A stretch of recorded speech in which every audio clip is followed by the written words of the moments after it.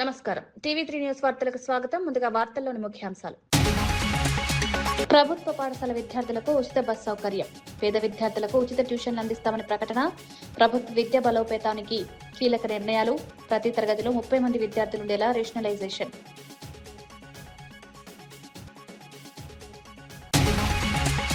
రుణాల విషయంలో అధికార పక్షంపై కన్నబాబు విమర్శలు. అప్పుల కుప్పగా ప్రచారం చేశారని వ్యాఖ్య. 4,000 కోట్ల రుణ సమీకరణపై ప్రస్తావన. రుణాల అంశంలో ప్రభుత్వాలకు ప్రమాణం ఉండాలని సూచన.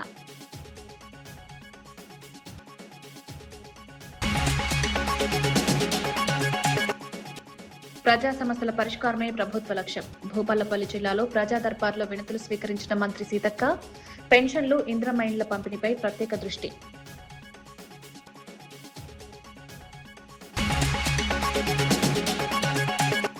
సీఎం రేవంత్ పనితీరుపై ఆర్ఎస్ ప్రవీణ్ కుమార్ విమర్శలు. రాష్ట్రంలో శాంతి భద్రతల పరిస్థితి ఆందోళనకరం. తెలంగాణలో గంజాయి ప్రభావం పెరుగుతోందని ఆరోపణ. సంజీవయ్య నగర్ హత్య కేసులో పోలీసుల స్పందనపై ప్రశ్నలు.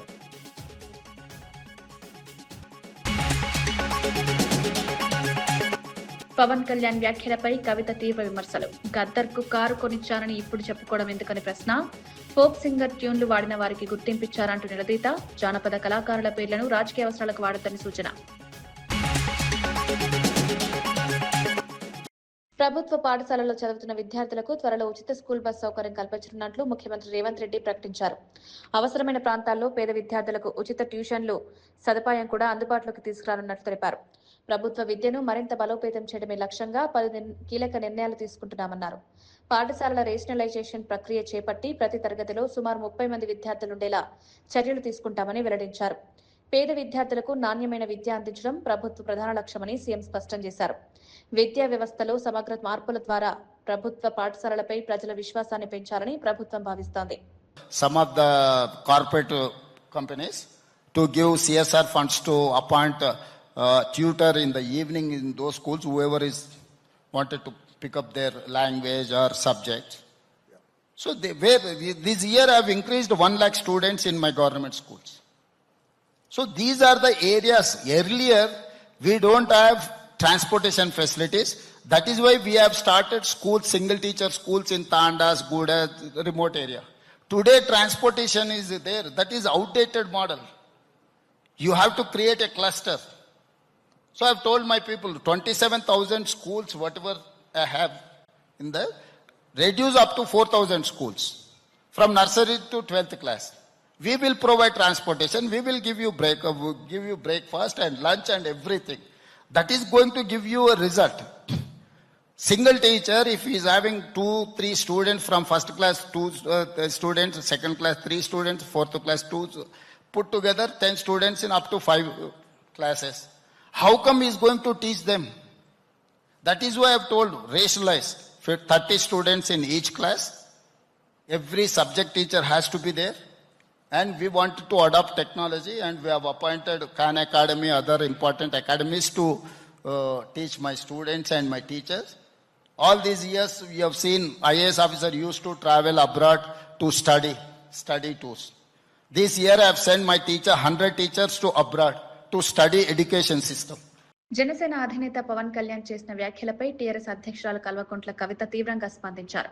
గతంలో ప్రజా గాయకుడు గద్దర్కు కారు కొనిచ్చారని చెప్పుకోవడం వెనుక ఉద్దేశం ఏంటని ప్రశ్నించారు. సినిమాల్లో ఎంతో మంది ఫోక్ సింగర్ ట్యూన్లను ఉపయోగించారని, అలాంటి కళాకారులకు తగిన గుర్తింపు ఇచ్చారా అని నిలదీశారు. చిన్న నిర్మాతలు, జానపద గాయకులను ఎప్పుడైనా ఆదుకున్నారా అంటూ ప్రశ్నలు సంధించారు. ప్రజల కోసం పాటలు పాడిన కళాకారుల కృషిని గుర్తుంచుకోవాలని, వారి పేర్లను రాజకీయ అవసరాలకు ఉపయోగించడం సరైంది కాదన్నారు. మీరు సినిమా యాక్టర్గా మీకు ఎట్లా వస్తుంది జీవనాధారం? ఏ సినిమాకైనా హయ్యెస్ట్ ఇన్కమ్ నైజాం నుంచే వస్తుంది. అంటే మా తెలంగాణ బిడ్డలు చూసే టికెట్లతోనే మీ సినిమాలు నడుస్తాయి. హయ్యెస్ట్ ఇన్కమ్ నైజామే, హయ్యెస్ట్ కలెక్షన్స్. అంటే మీరు కొనుక్కున్న ప్రతి కారులో మా తెలంగాణ బిడ్డలు కొన్న టికెట్ పైసలు ఉన్నాయి. మీరు కొనుక్కున్న ప్రతి భూమిలో మా తెలంగాణ బిడ్డలు కొన్న టికెట్ పైసలు ఉన్నాయి. మీరు మా గద్దరన్నను పట్టుకొని నేను కారు కొనిచ్చినానని ఆయన చనిపోయాడు. మీరు కొనిచ్చిరో కొనియలేదో ఎవరు తెలియదు. కానీ జనరల్గా ఏమంటారంటే మనం ఒక మంచి పొజిషన్లో ఉన్నప్పుడు కుడి చేత్తోని దానం చేస్తే ఎడమ చేతికి తెలియద్దు అంటారు. అప్పుడెప్పుడో కారు కొనిచ్చి గప్పాలు కొట్టుకునేది మీరు కొంటే కొన్నారు కావచ్చు, పెద్ద ముచ్చటేముంది. ఆయన ఎన్ని ఫోక్ ట్యూన్స్ దొంగతనాలు చేసి మీరు సినిమా పాటలు పెట్టుకుంటలేరు. ఇచ్చిర్రా ఎప్పుడన్నా రాయల్టీ మీరు ఫోక్ ఆర్టిస్టులకి? ఎప్పుడన్నా ఫోక్ ఆర్టిస్టులను ఆదుకున్నారా? చిన్న నిర్మాతలను ఆదుకున్నారా? పక్క రాష్ట్రాల్లో ఎట్లా చేస్తారు? తమిళనాడులో అక్కడిక్కడ వాళ్ళందరూ. నేను ఎందుకు ఈ మాట చెప్తా ఉన్నా అంటే, మీరు ఒకటంటే మేము 100 అనాల్సి వస్తుంది. ఒక పక్కనేమో ఇట్లా Mumbai to Hyderabad high speed rail ప్రాజెక్టులో పాత డిపిఆర్లు ప్రతిపాదించిన జహీరాబాద్ హైస్పీడ్ రైల్వే స్టేషన్ను యథాతథంగా కొనసాగించాలని సామాజిక కార్యకర్త నెమలికొండ వేణుమాధవ్ డిమాండ్ చేశారు. ఈ మేరకు జిల్లా మంత్రి దామోదర రాజనరసింహతో పాటు పార్లమెంట్ సభ్యులు, ఎమ్మెల్యేలు, ఇతర ప్రజాప్రతినిధులకు బహిరంగ లేఖ రాశారు. జహీరాబాద్ స్టేషన్ తొలగిస్తే సంగారెడ్డి జిల్లా అభివృద్ధి అవకాశాలు దెబ్బతింటాయన్నారు. హైస్పీడ్ రైల్ స్టేషన్ ఏర్పాటు ద్వారా పరిశ్రమలు, పెట్టుబడులు, ఉపాధి అవకాశాలు పెరుగుతాయని, రైతులు, విద్యార్థులు, యువతకు ప్రత్యక్ష ప్రయోజనం కలుగుతుందని వివరించారు. కేవలం వారం 10 రోజుల క్రితం కొంతమంది స్వార్థ ప్రయోజనాల కోసం దాని అలైన్మెంట్ మార్చే ప్రయత్నం జరిగింది. కల్బుర్గి గుల్బర్గా స్టేషన్ నుంచి నేరుగా తాండూరు వికారాబాద్ జరిగింది. కేవలం 50 కిలోమీటర్ల దూరం తగ్గుతుందనే నెపంతో ఈ యొక్క మార్పు జరుగుతూ ఉంది. జహీరాబాద్ సంగారెడ్డి జిల్లా ప్రజలారా, మనమందరం ఒక మన ప్రాంత అభివృద్ధి కోసం ఒక్కటే కదలాల్సిన అవసరం ఉన్నది. సుమారు నిమ్స్ అంటే జహీరాబాద్ ఇండస్ట్రియల్ స్మార్ట్ సిటీ పేరు మీద 13,000 ఎకరాలు ఇప్పటికే మన రైతన్నలు భూములు కోల్పోయారు. నారాయణఖేడ్ ప్రాంతంలో ఫార్మా సిటీ పేరు మీద ఒక 6,000 ఎకరాలకు ఇప్పటికే ప్రభుత్వం నోటీసులు ఇచ్చింది. సుమారు 20,000 ఎకరాలను రైతన్నలు మన ప్రాంతం నుంచి ప్రభుత్వం తీసుకుంటే ఉపాధి కోల్పోయి అభివృద్ధి అన్నా జరుగుతుందనే ఒక ఆశతో అనేక మంది బతుకుతూ ఉంటే, ఈరోజు Mumbai Hyderabad high speed rail alignment మార్చడానికి, మళ్ళీ కొత్త డిపిఆర్ తీసుకురావడానికి కొంతమంది రాజకీయ నాయకులు ప్రయత్నం చేస్తూ ఉన్నారు. నేను ఈ సందర్భంగా విజ్ఞప్తి చేస్తా ఉన్నా, మన జహీరాబాద్ పార్లమెంట్ సభ్యులు శ్రీ సురేష్ శెట్కర్ గారికి, అదే రకంగా సంగారెడ్డి జిల్లాలో భారతీయ జనతా పార్టీ నుంచి ప్రాతినిధ్యం వహిస్తున్నటువంటి ఎంపీ రఘునందన్ రావు గారికి, మిమ్మల్ని ప్రజలు తమ ఓటు హక్కుతోటి తమ ప్రాంత అభివృద్ధి కోసం పాటుపడతారని చెప్పేసి మీ అందరికీ కూడా ఓటు ఇవ్వడం జరిగింది. అదే రకంగా జిల్లా మంత్రి దామోదర రాజనరసింహ గారు, ముఖ్యంగా టీజీఐఐసి చైర్మన్ శ్రీమతి తూర్పు నిర్మలా జయప్రకాష్ రెడ్డి గారు, జహీరాబాద్ శాసనసభ్యులు మాణిక్రావు గారు, సంగారెడ్డి శాసనసభ్యులు చింతా ప్రభాకర్ గారు, అదే రకంగా పట్నం చెరువు శాసనసభ్యులు మైపాల్ రెడ్డి గారు, మీరు కదలాల్సిన అవసరం ఉన్నది. మీ యొక్క ప్రజా ప్రాతినిధ్యం ఇప్పుడు లేఖల రూపకంలో హైస్పీడ్ రైల్ అథారిటీకి కానీ, లేకపోతే రాష్ట్ర ముఖ్యమంత్రి కానీ ప్రధానంగా ప్రధానమంత్రి కార్యాలయానికి మన యొక్క జిల్లా అభివృద్ధి కోసం ఉత్తరాలు రాయాల్సిన అవసరం ఉన్నది. ఒక సామాజిక కార్యకర్తగా 20,000 ఎకరాలు కోల్పోయి రుణాల అంశంపై వైసీపీ నేత కురసల కన్నబాబు అధికార పక్షాన్ని లక్ష్యంగా చేసుకుని విమర్శలు చేశారు. ప్రస్తుత ప్రభుత్వం అప్పులు చేస్తే దాన్ని సంపద సృష్టిగా అభివర్ణిస్తున్నారని, అదే జగన్ ప్రభుత్వం రుణాలు తీసుకున్నప్పుడు అప్పుల కుప్పగా చిత్రీకరించారన్నారు. ఇటీవల ఒక పత్రికలో 4,000 కోట్ల రూపాయల రుణ సమీకరణ గురించి చదివానన్నారు. ఇదే రుణాన్ని జగన్ ప్రభుత్వం తీసుకొచ్చుంటే అప్పుల మోత అంటూ పెద్ద ఎత్తున ప్రచారం చేసేవారని వ్యాఖ్యానించారు. జగన్ గారు తెచ్చారనుకోండి, మళ్ళీ 4,000 కోట్ల అప్పుల మోత అదే పత్రికలో రాస్తున్నారు. అప్పుడు తెస్తే అప్పుల మోత, దివాళా, రాష్ట్రం దివాళా తీస్తున్నారు అని మాట్లాడేది. ఇప్పుడు తెస్తే రుణ సమీకరణ. ఎంత అందంగా చెప్తారంటే అంత అందంగా చెప్తారు. ముఖ్యమంత్రి రేవంత్ రెడ్డి పనితీరుపై బీఎస్పీ నేత ఆర్ఎస్ ప్రవీణ్ కుమార్ తీవ్ర విమర్శలు చేశారు. తాను రోజుకు 18 గంటలు పనిచేస్తున్నానని సీఎం చెప్తున్నారని, కానీ రాష్ట్రంలో శాంతి భద్రతల పరిస్థితి ఆందోళనకరంగా మారిందన్నారు. తెలంగాణ మొత్తం గంజాయి ప్రభావానికి గురవుతుందని ఆరోపించారు. సంజీవయ్య నగర్ లో జరిగిన ఓ హత్య ఘటనను ప్రస్తావిస్తూ బాధిత కుటుంబం డయల్ 100 కు సమాచారం ఇచ్చినా పోలీసులు ఆలస్యంగా స్పందించారన్నారు. అప్పటికే యువకుడిపై కత్తులతో దాడి జరిగి ప్రాణాలు కోల్పోయాడని పేర్కొన్నారు. 11 గంటలకు ఒక యువకుని కత్తులతోని పొడవడానికి ప్లాన్ చేస్తుంటారు. 11 గంటల 28 నిమిషాలకు ఆ యువకుడి తల్లి డయల్ 100 కాల్ చేస్తుంది. ఇక్కడనే మీరు ఊసిన డయల్ 100 కాల్ చేస్తే 11 గంటల 28కి డయల్ 100 కాల్ చేస్తే 12 గంటల 30 నిమిషాలకు పోలీసు వాహనం వస్తుంది. అయ్యా రేవంత్ రెడ్డి గారు, ఇది మీ పాలనలో జరుగుతున్నది. మీరే హోంమంత్రి రాష్ట్రానికి. 11:28 కాల్ వస్తే 12:30కి పోలీసు వాహనం పోతే అప్పటికి యువకుడు 8 కత్తిపోట్లు చచ్చిపోయాడు. అందరు గంజాయి తాగున్నారు. అక్కడ ప్రజలు ఏం చెప్తున్నారంటే, సార్ ఇంతకుముందు ఎప్పుడు ఈ పరిస్థితి లేదు, తెలంగాణ అంతా కూడా గంజాయి వ్యాపించింది, అందుకొరకు ఈ గంజాయి బారిన నుంచి తప్పించుకోవడం కోసం మేమే సీసీటీవీ కెమెరాలు పెట్టుకున్నాం. వీళ్ళు గంజాయి తాగిన వాళ్ళందరూ అటు సీసీటీవీ కెమెరాలను ధ్వంసం చేస్తున్నారు, మా అమ్మాయిలను చెడాయిస్తున్నారు అని చెప్తా ఉన్నారు. BRS party వైఖరిపై MP Raghunandan Rao విమర్శలు చేశారు. గతంలో రోజా ఇంట్లో రొయ్యల పులుసు తిని రాయలసీమలో రథనసీమ చేస్తారని కేసీఆర్ వ్యాఖ్యానించినప్పుడు తమది చిన్న ప్రాంతీయ పార్టీ అని చెప్పాల్సిందన్నారు. రాజకీయ పరిస్థితులకు అనుగుణంగా వ్యవహరించడం బీఆర్ఎస్ కు అలవాటైందని విమర్శించారు. వారి ఉనికిని ప్రమాదం వచ్చినప్పుడు మాత్రమే తెలంగాణ భావజాలను ముందుకు తీసుకువెళ్తున్నారని ఆరోపించారు. తెలంగాణ ప్రజల భావోద్వేగాలను రాజకీయ అవసరాలకు అనుగుణంగా ఉపయోగించుకోవడం సరైన పద్ధతి కాదన్నారు. పక్కన ఉన్నారు, రోజా గారు ఎడవ పక్కన ఉన్నారు. మరి ఆ రోజు ఎందుకు అధికి రాలేదు కవిత గారు? నాయన మనం బీఆర్ఎస్ పెట్టొద్దు, పక్క రాష్ట్రాలలో పోటీ చేయొద్దు చెప్పిందా మరి కవిత? మన పైసలు తీసుకుపోయి పంజాబ్లో చెల్లని చెక్కులు ఇచ్చిన రోజు, నీ నోడిపోయిన ఈ దీదీ దగ్గరికి పోయిన రోజు హెలికాప్టర్లో ఇదే చెల్లి ఉండాడు. బీఆర్ఎస్ని విస్తరిస్తామని పక్క రాష్ట్రాలకు తిరిగినప్పుడు ఇదే కవితమ్మ పక్కన ఉండే కేసీఆర్ గారి పక్కన. సో ఆ రోజు కూడా చెప్పాల్సింది, నాయన మనం ఒక చిన్న పార్టీ, ఒక ప్రాంతానికి పరిమితమైన పార్టీ, పక్క రాష్ట్రాలకు పోవద్దు అని చెప్పాలి. సో మీరు చేస్తే రాజకీయం ఎట్లయితుంది? పవన్ కళ్యాణ్ గారు వచ్చి ఒక మీటింగ్ పెడితే దాంట్లో ఇంత గొడవలు చేయాల్సిందేమో. సో వాళ్ళ ఉనికికి ప్రమాదం వచ్చినప్పుడు, తండ్రి, కొడుకు, బిడ్డ, అల్లుడు, రాబోయే వారసుల ఉనికికి ప్రమాదం వస్తే అందరికీ కడుపు నొప్పి వేయాలి, అందరూ జై తెలంగాణ అనాలి. వాళ్ళు రొయ్యల పులుసు తీసుకున్నా, పంజాబ్కు పోయి చెల్లని చెక్కులు వంచినా, మహారాష్ట్రలో మనమే గెలుస్తున్నామని అబద్ధాలాడి డబ్బులు రైతులకు వంచినా మనమందరం మౌనంగా ఉండాలి. ఎందుకంటే సారీ చెప్పిండు కదా. సారీ చెప్తే మనం సిట్ అంటే సిట్టు, స్టాండ్ అంటే స్టాండ్. సో డెమోక్రసీలో ఎవరైనా పార్టీ పెట్టుకోవచ్చు, ఎక్కడైనా పోటీ చేయొచ్చు. ఎవరు ఎక్కడ పోటీ చేస్తానా అభ్యంతరం చెప్పాల్సినటువంటి అవసరం లేదు. మల్కాజ్గిరి కమిషనరేట్ పరిధిలోని జవహర్ నగర్ పోలీస్ స్టేషన్లో నమోదైన భారీ గృహ దోపిడీ కేసును పోలీసులు విజయవంతంగా ఛేదించారు. కౌకూర్లోని ఓ నివాసంలో జరిగిన ఈ దోపిడీలో సుమారు 60 తులాల బంగారం, 15 కిలోల వెండి వస్తువులు, అమెరికన్ డాలర్లు, మొబైల్ ఫోన్లను నిందితులు అపహరించారు. ఇంట్లో పనిచేసే సిబ్బంది సహకారంతో పథకం రచించి నేరానికి పాల్పడినట్లు దర్యాప్తులో వెల్లడైంది. కేసు ఛేదన కోసం ప్రత్యేక బృందాలు ఏర్పాటు చేసిన పోలీసులు 255 సీసీ కెమెరాల ఫుటేజ్లను పరిశీలించారు. దేశంలోని పలు నగరాలతో పాటు నేపాల్ సరిహద్దు ప్రాంతాల్లోనూ గాలింపు చేపట్టారు.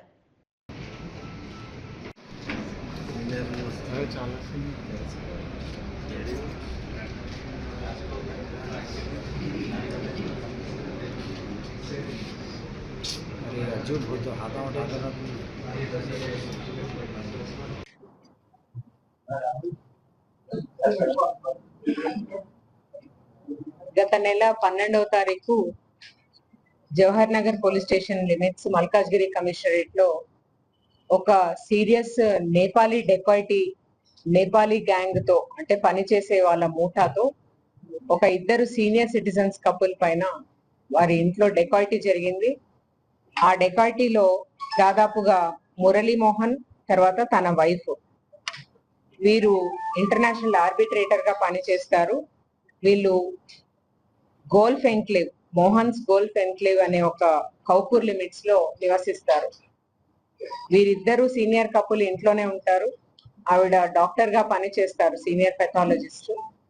అయితే వీరు సీనియర్ కపుల్ అని ఎరిగి వీరి నిస్సహాయతను వాళ్లకు తెలుసుకొని ఫస్ట్ ఈ రోజు మనము అరెస్ట్ చేయబడ్డ మీనా అలియాస్ మమత, తర్వాత ఆమె భర్త రాజేష్, ఇద్దరిని పని వాళ్ళని తీసుకొని వచ్చి వాళ్ళ ఇంట్లో పెట్టడం జరుగుతుంది. ఎవరినైతే తీసుకొని వచ్చిండ్రో సబీనా తర్వాత బిస్వాల్, వీళ్ళని మనం ఆల్రెడీ అరెస్ట్ చేసి ఉన్నారు. కాకపోతే ఈ మీనా అన్న ఆమె తర్వాత ఆమె భర్త, ఎస్పెషల్లీ మీనా అన్న ఆమె తీసుకొని మిగిలిన వాళ్ళని పనిలో పెట్టించిన క్రమంలోనే దాదాపుగా 6 మందిని ఆ ఇంట్లోకి చేరుస్తుంది. పని చేసే వాళ్ళు ఇద్దరు, వాళ్ళకి సపోర్టింగ్ బయట ఈమె పని నేర్పించడానికంటూ ఇద్దరు, తర్వాత ఈమె ఇంకొకరిని తీసుకొని ఆమె భర్త పేరుతో 7 మందిని టోటల్ గా ఆ ఇంట్లో సర్వెంట్ క్వార్టర్స్ లో చేరుస్తుంది. చేరిన తర్వాత 25 వీళ్ళు ఆ రోజు ఏం చేస్తారంటే 12/5 రోజు ఈ ఇంట్లో పని నేర్పించిన ఆమె ఎవరైతే సబీనా అన్న ఆమె ఉందో ఆమెకు సరిగ్గా పని రాదు అన్న నెపంతో మీనా వేరే వాళ్ళని కూడా తెచ్చి పని నేర్పించడానికంటూ ఆమె కూడా అక్కడికి వచ్చి చేరుతుంది. చేరిన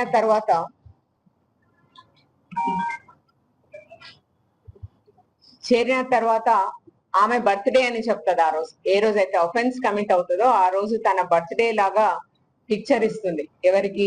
ఈ సీనియర్ సిటిజన్స్ కి ఇచ్చి మేము బర్త్డే సెలబ్రేషన్ కాబట్టి మార్నింగ్ నుంచి చాలా బిజీగా ఉన్నామన్న ఒక పిక్చర్ తో వీళ్ళ 2 వీలరే వాడుకొని చాలా వస్తువులు బయటికి పోవడం తెచ్చుకోవడం.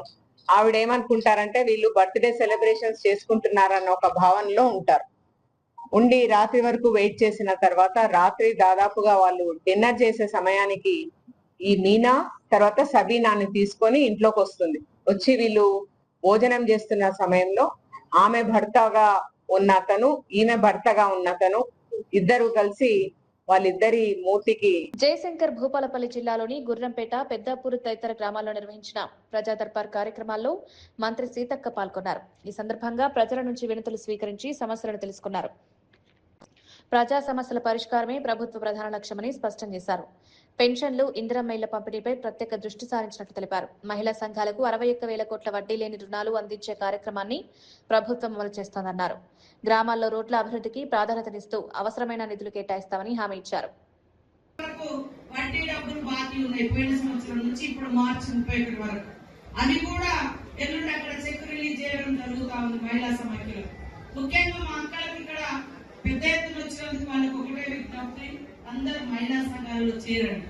ఇప్పుడు మనకు 5,000 కావాలన్నా 10,000 కావాలన్నా ఎవరో వడ్డీ వ్యాపారుల దగ్గరికి పోయి భూమి తాకట్టు పెట్టి లేదా మెడలో ఉన్న పుస్తకాలు కుదవబెట్టి కట్టేస్తే మళ్ళీ వడ్డీ కట్టడానికి ఆ వడ్డీ కట్టేటప్పటికి ఆ ఉన్నది పుస్తక అడ్డపోతుంది, భూమి పెడితే భూమి అడ్డపోతుంది. అదే ఇక్కడ మహిళా సంఘం అంటే ఒక భరోసా. ఇప్పుడు మా మహిళా సంఘాలకు పిఓ గారు మేము అమ్మకు అక్షరం మాల అని లిటరసీ ఎగ్జామ్ కూడా పెట్టినాం. దాదాపుగా 12 లక్షల మంది మా అక్కలకు, అమ్మలకు, చెల్లెలకు చదువు రావట్లేదు. వాళ్ళందరికీ చదువు నేర్పించి పరీక్షలు రాయించడం. ఇక్కడ పరీక్షలు రాయడానికి వేసిన మా అక్కలు. ఫోన్ ట్యాపింగ్ వ్యవహారానికి సంబంధించి భువనగిరి ఎంపీ చామల కిరణ్ కుమార్ రెడ్డి సిట్ అధికారుల ఎదుట హాజరయ్యారు. జూలై 2023లో తన ఫోన్ ట్యాప్ అయినట్లు అధికారులు తనకు తెలిపారని ఆయన చెప్పారు.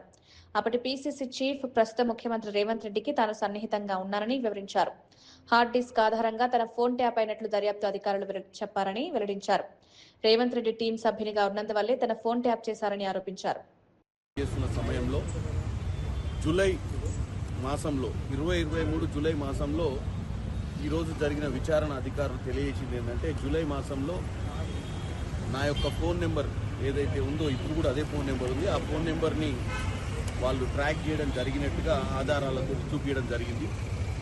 అప్పటి నుంచి ఎన్నికల దాకా, ఎందుకంటే మీడియా కమిటీ చైర్మన్గా గాంధీ భవన్లో క్రియాశీలకంగా అప్పుడున్నటువంటి పీసీసీ అధ్యక్షులు ఇప్పటి ముఖ్యమంత్రి గారు రేవంత్ రెడ్డి గారికి దగ్గరగా ఉండడం వల్లనే వాళ్ళు ఏదైతే డిస్క్ దొరికిందో ఆ డిస్క్లో ఉన్నటువంటి ఇన్ఫర్మేషన్ ప్రకారం, ఒక డిస్క్ ఏదో దొరికిందంట, ఈ డిస్క్లో దొరికిన ఇన్ఫర్మేషన్ ప్రకారము వాళ్ళు ఎవరి ఈటల రాజేందర్ గారి టీం సభ్యులు ఉన్నారు, దాంట్లో బండి సంజయ్ గారి టీం సభ్యులు ఉన్నారు, దాంట్లో రేవంత్ రెడ్డి గారి టీం సభ్యులు, అట్లా సభ్యులందరినీ కూడా తీసుకున్నప్పుడు నన్ను రేవంత్ రెడ్డి గారి టీం సభ్యుల కింద నా యొక్క ఫోన్ నెంబర్ని కూడా వాళ్ళు ట్యాప్ చేసినట్టు చాలా ఇన్ఫర్మేషన్ వాళ్ళు ట్రాక్ చేయడానికి. ఎందుకంటే ముఖ్యంగా మీరు చూసినట్టయితే ఈ యొక్క టోటల్ వ్యవస్థ ఏ విధంగానైతే అధికారాన్ని నిలదొక్కుకోవాలని, ప్రతిపక్షాలను నిర్వీర్యం చేయాలని చెప్పి వాళ్ళ సొంత పార్టీలో కూడా, ముఖ్యంగా అటు కాంగ్రెస్ పార్టీని, బీజేపీ నాయకులనే కాకుండా వాళ్ళ సొంత పార్టీలో ఉన్నటువంటి హరీష్ రావు గారు కూడా, ఇప్పుడు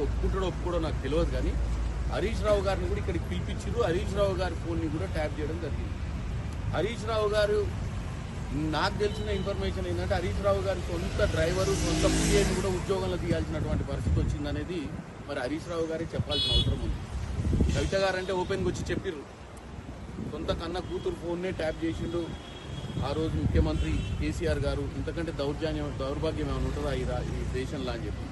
కాబట్టి ఇక సొంత బిడ్డది అత్యంత సన్నిహితుడు, మేనల్లుడైనటువంటి హరీష్ రావు లాంటి ఫోన్లనే ట్యాప్ చేసినప్పుడు ఇక ఈటల రాజేందర్లు, రేవంత్ రెడ్డిలు, చామల కిరణ్ కుమార్ రెడ్డిల లెక్కేముంది అంటే, అధికారంలోకి రావాలి అన్న ఆలోచన 2018లో కూడా మీరు చూసినట్టయితే 90 మంది ఎమ్మెల్యేలు, అంటే 88 మంది ఎమ్మెల్యేలు గెలిచినాక కూడా మంత్రి పదవులు ఇవ్వలేదు. ఎందుకు ఇవ్వలేదు అంటే, అందరు ఫోన్లు నాకు తెలిసి ట్యాప్ చేయించి ఎవరికి మంత్రి పదవి ఇవ్వాలో కన్ఫ్యూజన్లో పడ్డటువంటి పరిస్థితి కేసీఆర్ గారికి క్లియర్గా పడుతుంది. అంటే పవర్ని మిస్యూజ్ చేయడంలో ఈరోజు భారతదేశ వ్యాప్తంగా కూడా ఎన్నో ప్రభుత్వాలు వచ్చినాయి, ఎన్నో ప్రభుత్వాలు చూసినాం గతంలో. కానీ ఇంత దౌర్జన్యంగా తెచ్చుకున్న తెలంగాణలో స్వేచ్ఛే లేకుండా నీళ్లు, నిధులు, నియామకాలని చెప్పి నాకు అసలు పదవులే వద్దని చెప్పి ఉద్యమం చేసిన కేసీఆర్ పదవి వ్యామోహం పెరిగి ఎప్పటికీ అధికారంలోనే ఉండాలని, అధికారం కోల్పోవద్దని సర్వం వాడుకునే ప్రయత్నం చేసి, నాకు తెలిసి నిజాం ప్రభువు కూడా మరి రజాకారులతో ఈ విధంగా ఆ రోజు పరిపాలించిందో లేదో నాకు తెలియదు. కానీ కేసీఆర్ గారు అయితే వీలైనంత వరకు అన్ని సంస్థలను వాడుకొని ఎట్టి పరిస్థితిలో ఈ తెలంగాణకు ఆయన ఎప్పటికీ రాజై ఉండాలని కోరుకున్నట్టుగా ఉంది. ఎందుకంటే ఇప్పుడున్న పరిస్థితి చూస్తే గుండె వలిగిపోయింది ఆయనకు. ఇంత చేసినా కానీ నేను గెలవలేదు, ఇన్ని వ్యవస్థలు నడిపినా నేను. తూర్పుగోదావరి జిల్లా రాజానగరం నియోజకవర్గంలో మునిగూడ ప్రాంతంలో ఉన్న పుష్కర ఘాట్ను సీఎం చంద్రబాబు నాయుడు మనవడు నారా దేవాంశ్ పేరిట అభివృద్ధి చేయనున్నారు. ఈ ఘాట్ను ఆదర్శవంతమైన పుష్కర ఘాట్ గా తీర్చిదిద్దాలని డిప్యూటీ సీఎం పవన్ కళ్యాణ్ అధికారులకు ఆదేశాలు జారీ చేశారు. భక్తులకు మెరుగైన సౌకర్యాలు కల్పించేలా అవసరమైన మౌలిక వసతులు ఏర్పాటు చేయాలని సూచించారు. అదేవిధంగా ఒక మోడల్ ఘాట్ గా తీర్చిదిద్దాలని ఉప ముఖ్యమంత్రి కొనిదెల పవన్ కళ్యాణ్ గారు ఆదేశించడం, దానికి మేమందరం కూడా నడుం కట్టి ఈ యొక్క ఘాట్ను ఆదర్శ ఘాట్గా మనం తీర్చిదిద్ది ఈ ఘాట్ని కూడా త్వరలో ఉప ముఖ్యమంత్రి గారితో ప్రారంభోత్సవం చేసి మనం ఈ ప్రజలకు అందుబాటులో తీసుకొచ్చి దీన్ని విస్తృతంగా ప్రచారం చేసి ప్రజల్లో తీసుకెళ్లి సుమారుగా ₹1 కోటి ఖర్చు అవుతుంది. ఘాట్ అభివృద్ధికి అంతా కూడా కలెక్టర్ గారి దగ్గర పెట్టి అలాగే ఉప ముఖ్యమంత్రి వారికి కూడా తీసుకుని వెళ్ళి ఇమీడియట్ గా ఒక వారం రోజుల లోపలే పనులు మొదలుపెట్టి ఘాట్లు మోడల్ ఘాట్ గా మేము తీర్చిదిద్దాం. తెలంగాణలో బీజేపీ అధికారంలోకి తీసుకురావడమే లక్ష్యంగా ప్రతి కార్యకర్త కంకణబద్దులై పనిచేయాలని బీజేపీ జాతీయ ఉపాధ్యక్షురాలు డీకే అరుణ పిలుపునిచ్చారు. మహబూబ్ నగర్ లో నిర్వహించిన బీజేపీ శిక్షణ తరగతుల్లో ఆమె పాల్గొన్నారు. గ్రామ మండల స్థాయిల్లో ప్రజలు ఎదుర్కొంటున్న సమస్యలపై పెద్ద ఎత్తున పోరాటాలు, నిరసన కార్యక్రమాలు చేపట్టాలని కార్యకర్తలకు సూచించారు. కేంద్ర ప్రభుత్వం అమలు చేస్తున్న సంక్షేమ, అభివృద్ధి పథకాలను ప్రజల్లోకి విస్తృతంగా తీసుకువెళ్లాలన్నారు. హాస్టల్లో పిల్లలకు భోజనమే కానివ్వండి, వసతులే కానీ అన్నింటిలో కూడా కేంద్ర ప్రభుత్వం యొక్క నిధులున్న విషయాన్ని మనమందరం మన కార్యకర్తలకు అవగాహన చేసుకుంటే మనం ఇంకొకటి చెప్పడానికి అవగాహన. కాబట్టి ప్రతి కార్యకర్త కూడా కేంద్ర ప్రభుత్వం ఇచ్చేటటువంటి ప్రతి పథకాన్ని, కేంద్ర ప్రభుత్వం ద్వారా అందుతున్న ప్రతి ఫలాన్ని మనం ప్రజల లోపలికి తీసుకెళ్లి గ్రామాన ప్రజలను చైతన్యపరచడమే కాదు, ఆ గ్రామాల్లో ప్రజలు ఏదైనా సమస్యలు ఎదుర్కొంటే వాళ్ళకు అండగా నిలబడి ఆ సమస్యల పరిష్కారం కోసం మన కార్యకర్తలు ముందు నిలబడితే తప్పకుండా వారందరూ కూడా భారతీయ జనతా పార్టీ ఎంబడి నడిచి రావడానికి సిద్ధంగా ఉన్నారు. ఈ రోజు ఆ అవకాశాన్ని ప్రజలు మనకి ఇస్తున్నటువంటి నేపథ్యంలో మన కార్యకర్తలంతా కూడా అవకాశాన్ని పూర్తిగా తీసుకొని భారతీయ జనతా పార్టీని ప్రతి బూత్ స్థాయిల నుంచి బలోపేతం చేసుకుంటూ మరి ముందుకు రావాలని చెప్పి ఈ సందర్భంగా నేను కోరుతా ఉన్నాను. అమెరికా అధ్యక్షుడు డొనాల్డ్ ట్రంప్ దేశవ్యాప్త మిడ్ టర్మ్ ఎన్నికల ప్రచారంలో భాగంగా విస్కాన్సిన్ రాష్ట్రంలోని చిప్పెవా ఫాల్స్ లో పర్యటించారు. ఈ సందర్భంగా స్థానిక రైతులు, వ్యాపారవేత్తలతో రౌండ్ టేబుల్ సమావేశంలో పాల్గొన్నారు. సమావేశంలో దేశ ఆర్థిక పరిస్థితులు, వ్యవసాయ రంగం, అంతర్జాతీయ పరిణామాలపై చర్చించారు. ఇరాన్తో కొనసాగుతున్న యుద్ధ పరిస్థితులపై స్పందించిన ట్రంప్ ఆ వివాదాన్ని చాలా త్వరగా ముగించే దిశగా చర్యలు తీసుకుంటున్నారని హామీ ఇచ్చారు. అమెరికా ప్రయోజనాలను కాపాడుతూ శాంతి స్థాపనకు కృషి చేస్తామన్నారు. Energy's down, your oil, your gas is all coming way down. For the third month in a row, the jobs numbers, I guess you saw them this morning. Every day my administration is fighting to protect and defend the jobs and livelihood of our great farmers. I love our farmers, our growers, agricultural producers, ranchers from coast to coast. Under the last administration, Biden and the radical left Democrats in Congress crushed farmers with brutal restrictions, but that's the way it is, and the blockade is unbelievable. Farmers, I just made a great deal. I came back from President Xi, and he's buying billions and billions of dollars worth of soybeans and other things, and you're seeing that starting to kick in. Beat them with tariffs. I took care of it my first term, but really, it's been over the last couple of months since we went in for the military operation. You've seen fertilizer go up, and you've seen energy go up. It's going to come down to where it was or lower. Look at this graffiti all over it, filthy, disgusting stone. The stone was all horrible. And look over there, that's before and after. And that is the most beautiful thing that you've ever seen.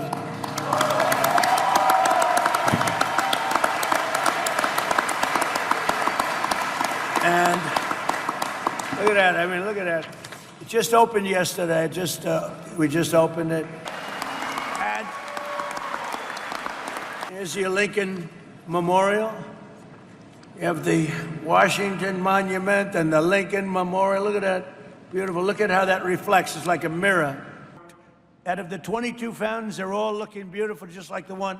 But so you can deduct it, the full cost of the tractors, 1 year, any equipment, 1 year, all You can deduct it all in the first year instead of over a period of many, many years and lots of other things.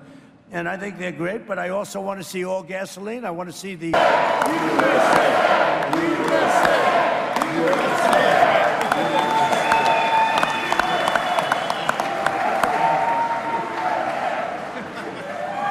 I'm keeping it. I'm keeping it, Jordan. I'm not giving it back. I'm a very good guy for keeping gold. I like gold. I'm never giving this back. Congratulations. I forgot to touch his leg. I didn't want to do that.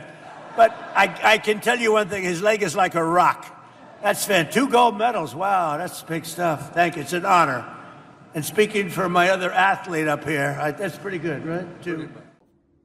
ఇవి ఈనాటి వార్తా విశేషాలు. మరో బులెటిన్లో మళ్ళీ కలుద్దాం. నమస్కారం.